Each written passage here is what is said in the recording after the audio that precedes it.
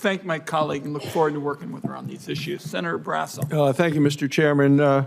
First, Dr. Gutland, I had the same concerns as Senator Hassan has just had, and Senator Hassan just asked us questions related to the overpayments in Social Security Administration. So when you get back to her, I'd love to have those same answers because I have very similar questions. This is a bipartisan concern that's shared by the Barrasso, committee. I don't want to interrupt you, but I asked this question, and we'll share all the answers, you, Senator Hassan, and I. Go ahead. Thank you. Thanks, Mr. Chairman.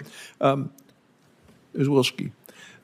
For more than a decade, I've been very concerned in carrying what I believe is common sense legislation to help individuals who have terminal illnesses receive timely access to their earned disability benefits. For someone who's diagnosed with a terminal illness and given less than 6 months to live, they are literally running out of time.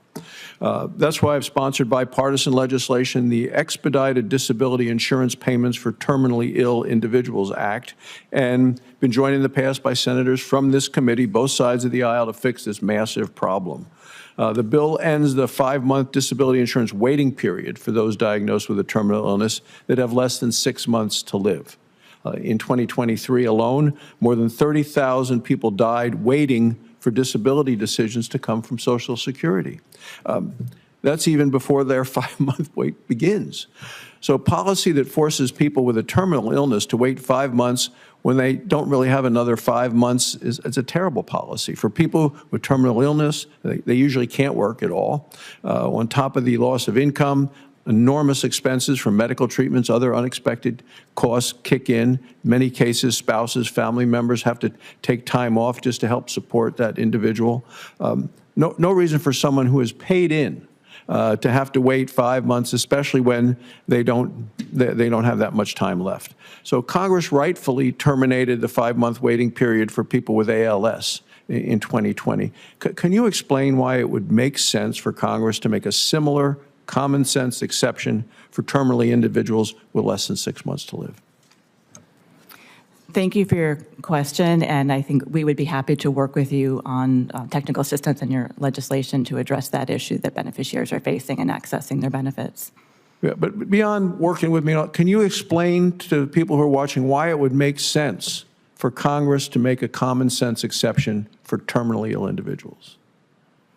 Well, I think people who are terminally ill are not going to be able to receive their benefits for long periods of time, and so having quicker access is going to help them in those last few months.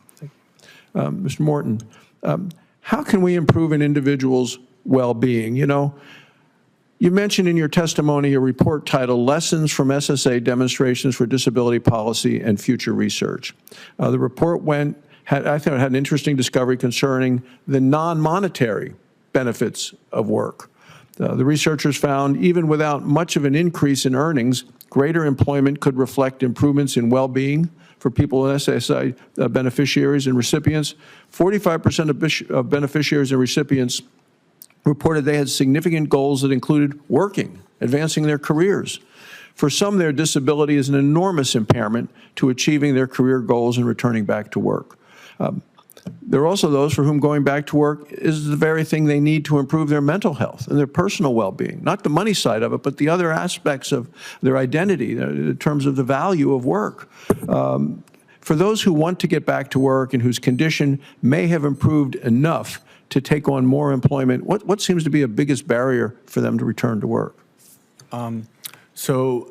Studies, when they have surveyed beneficiaries, many will say, yes, work is a goal for them. They look forward to work. But when they're asked the reasons why they can't work or why they stopped work, the most frequently cited reason is their physical or mental condition. And so because disability for some may be episodic, they may have months or even, for years where they can work to some degree, but then their disability becomes severe again and they can't work for extended periods. And so this can cycle. So oftentimes it's their impairment, but it can be inaccessible workplaces, the fear of working too much and maybe losing those benefits, particularly healthcare benefits, which are sometimes double the value of the cash benefits. Those are some of the barriers that I think beneficiaries frequently cite for the reasons why they stop working or don't work. So, Ms. Wilski, then what reforms could be made to SSDI to help encourage recovery and a return to work instead of ongoing dependence? Thank you for the question. I think we know that our work incentives are very complex, and so simplifying them, making them easier for people to understand while maintaining those protections that I think are so important. And that's really a balance to get it right, to simplify it, to continue to allow that ongoing eligibility, and consider the cost effect of those. That's what we need to do. Thank you, Mr. Chairman. Thank my colleague, and I thank all four of you.